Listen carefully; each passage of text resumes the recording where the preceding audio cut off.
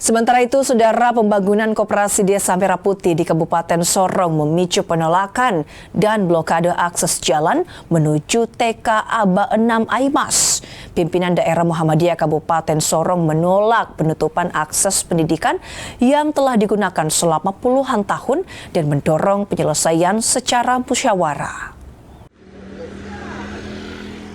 Pembangunan Koperasi Desa Merah Putih di Kelurahan Malawili, Kabupaten Sorong, Papua Barat Daya menuai penolakan. Pimpinan daerah Muhammadiyah bilang akses fasilitas umum khususnya fasilitas pendidikan menjadi hak masyarakat dan tidak boleh hilang akibat pembangunan. Pimpinan Muhammadiyah juga mendesak penghentian pembangunan Koperasi Merah Putih sementara waktu hingga tercapai kesepakatan bersama. Bukan merupakan gerakan individu, tapi gerakan persyarikatan dalam rangka mengedepankan jalan komunikasi yang terbaik. Sebelumnya kami sudah melakukan komunikasi 2 kali, sebelum pembangunan dan pada saat pembangunan berlangsung.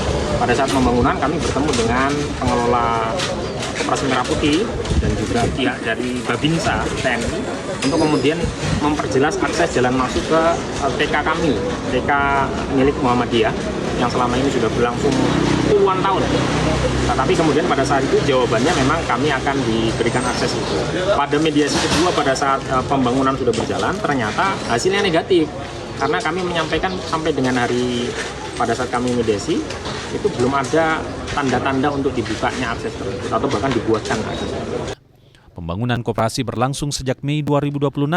Pimpinan daerah Muhammadiyah mendorong adanya penyelesaian yang dilakukan secara musyawarah.